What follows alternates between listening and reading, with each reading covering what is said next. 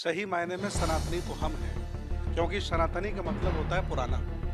ये लोग पुराने नहीं हैं। प्राकृत भाषा को पढ़ के देख लीजिए, पाली भाषा को पढ़ के देख लीजिए, ये भाषाएं बोली जाती थी, इन भाषाओं में ग्रंथ लिखे जाते थे। कभी संस्कृत यहाँ बोली गई हो तो ये कैसे पुराने हो सकते हैं? हमारे राजाओं की हत्या कर दी इन्होंने, हमारे बुद्ध विहारों पर बलात् कब्जा कर लिया इन्होंने, हमारे मठों पर कब्जा कर लिया। तो ये संसार परिवर्तनशील है। बुद्ध ने कहा निक्षावत संखारा उपाद व्यथमिनो उपज्जित्वा निरुजंती तेषं रूप समोषको। यहाँ सब कुछ बदल रहा है। बाबा साहब के संविधान की वजह से गाड़ी मकान दुकानें ने मिल गई, इनके दिमाग खराब हो गए। बुरे वक्त ने ज्योतिबा राव फुले पैदा किया, बुरे वक्त ने सावित्री बाई फुले पैदा की, और बुरे वक्त ने बाबा साहब पैदा किए।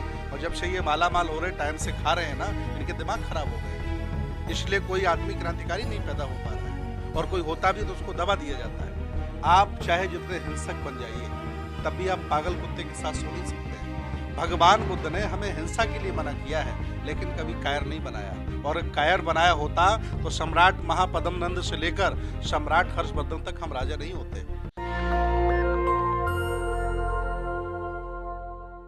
भारत कभी बुद्धमय भारत था।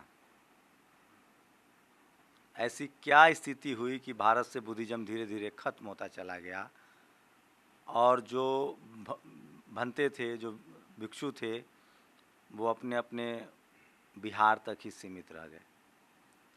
मेरे साथ सम्मानित भंते सुमित रत्न हैं, जो लगातार डॉक्टर अम्बेडकर का जो सपना था बुद्धमय भारत का, उसको आगे बढ़ा रहे हैं। कहाँ तक समाज पहुँच रहा है और आगे क्या करने की जरूरत है। और ऐसे समय में जब आरएसएस कह रहा है कि इस देश का रहने वाला हर कोई सिर्फ और सिर्फ सनातनी है, न तो वो बुद्धिस्ट है, न क्रिश्चियन है, न ईसाई है, न मुस्लिम है, न जैन है, न सिख है, उसे वो कैसे ले रहे हैं?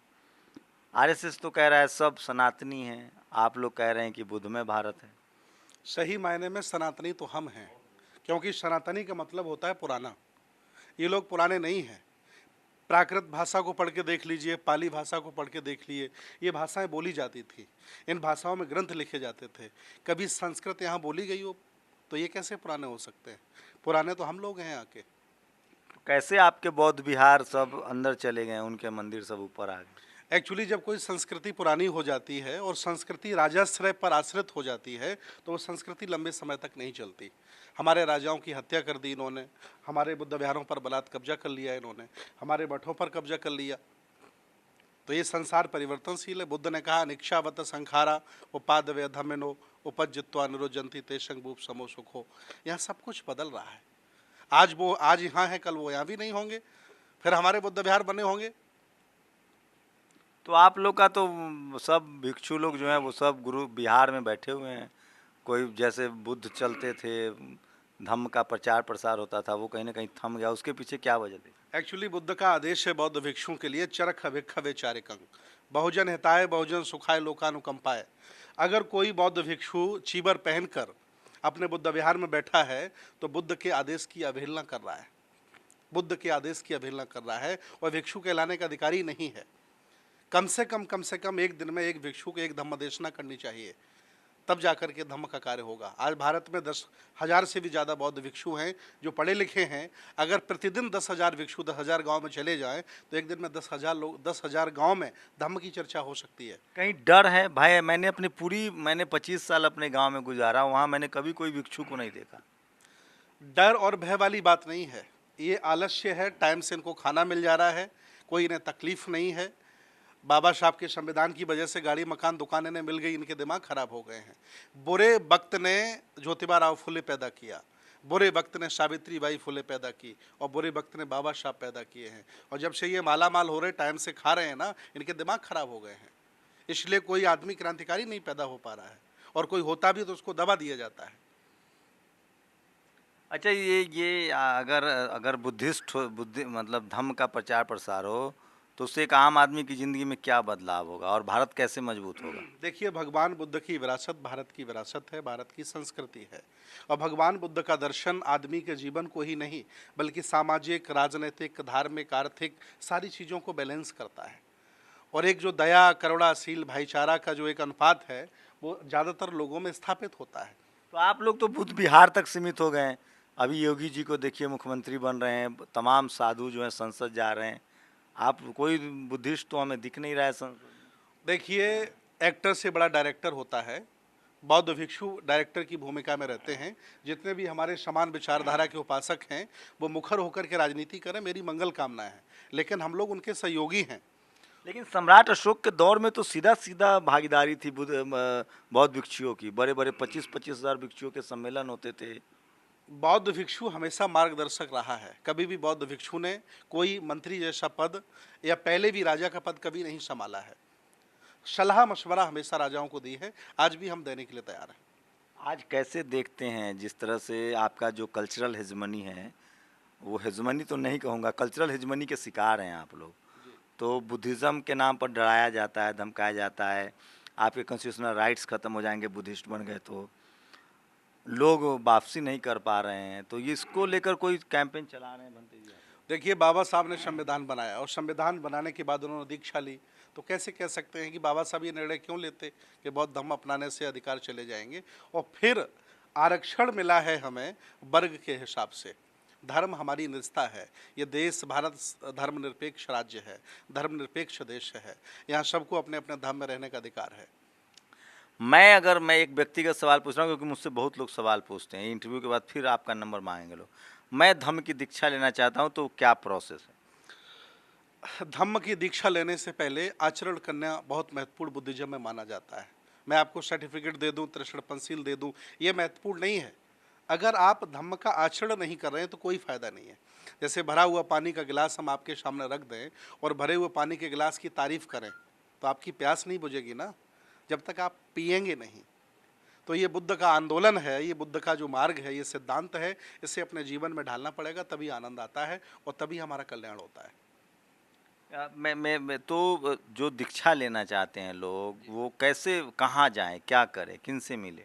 दीक्षा लेने से पहले मैं अपील करता हूं कि वो संस्कार बदलें, वो विचार बदलें, वो त्यौहार बदलें, वो कपड़े बदलें, वो बोली भाषा बदलें, तौर तरीके बदलें, तब जाकर के कहीं बौद्ध दिखता है। एक आरोप लगता है आप लोगों पर, जो आरएसएस के लोग हैं, वो कहते हैं कि बुद्धिज्म की वजह से ही भारत गुलाम होता चला गया। वो नहीं मानते हैं कि चंद्रगुप्त मौर्य हो, घनानंद हो या सम्राट अशोक हो, आपका विशाल राज था। वो कह रहे हैं कि बुद्धिज्म आदमी को कमज़ोर बनाता है, शस्त्र विहीन बनाता है, वो हिंसक प्रवृत्ति छोड़ने के लिए कहता है, करुणा, दया, मैत्री सिखाता है, और इसीलिए मुगल, खून, ये सब आक्रमण करके गुलाम बना लिए भारत को। ये आरोप है आप लोगों को।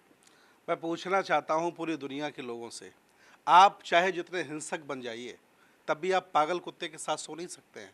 भगवान बुद्ध ने हमें हिंसा के लिए मना किया है, लेकिन कभी कायर नहीं बनाया है। और कायर बनाया होता तो सम्राट महापद्म नंद से लेकर सम्राट हर्षवर्धन तक हम राजा नहीं होते। ये गलतफहमी है, इतिहासकारों ने गलत लिखा है, हमारे इतिहास को तोड़ा मरोड़ा गया है। बुद्ध ने हमें कभी कायर नहीं बनाया। अच्छा, ये जो हम लोग अभी जो फेसबुक यूनिवर्सिटी, व्हाट्सएप यूनिवर्सिटी में चल रहा है कि नालंदा जैसी यूनिवर्सिटियों को मुसलिम राजाओं ने जलाया, तो आप पाली और प्राकृत भी अब तो पुरानी भाषा थी, खत्म हो रही है, इसके पीछे क्या तथ्य है? देखिए, भारत में दो ही परंपराएं हैं, श्रमण परंपरा, ब्राह्मण परंपरा।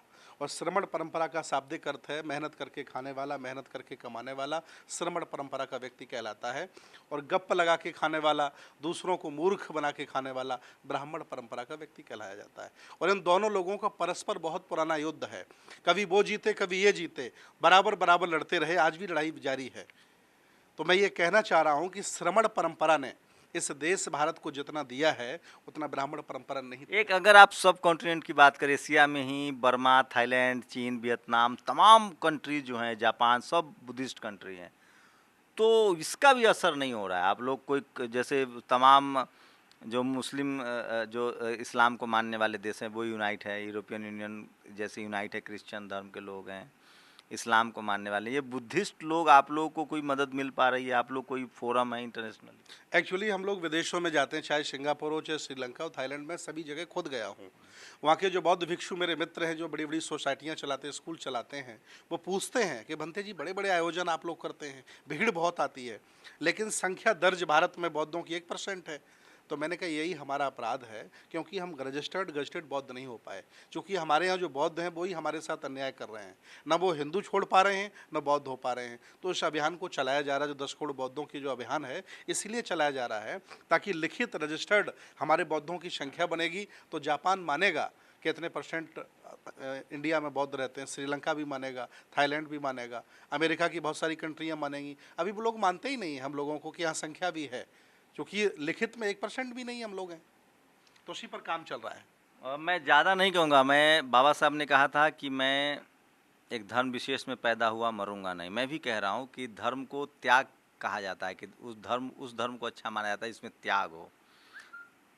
सोचिए, सम्राट अशोक ने अपनी बेटी को धम्म के प्रचार प्रसार के लिए राजा रानी नहीं बनाया, उन्होंने उसको दुनिया के देशों में भेजा। और बेटा महेंद्र को भी उन्होंने धम्म के प्रचार प्रसार में लगा दिया। तो सोचिए, कोई राजा अपने बेटा और बेटी को धम्म के प्रचार में लगा दी, इससे बड़ा कोई त्याग हो सकता है। और वो राजा जो सबसे ताकतवर राजा था। मैं फिर कह रहा हूँ, बुद्धिज़्म में दया है, करुणा है, मैत्री है। और आपका जो संविधान है वो इन्हीं सब साहित्यों से, धर्म ग्रंथों से, चाहे वो विनय पिटक हो, इनसे आया है। मैं फिर कह रहा हूँ, बुद्ध में भारत का मतलब होता है सम्राट अशोक का भारत, मजबूत भारत।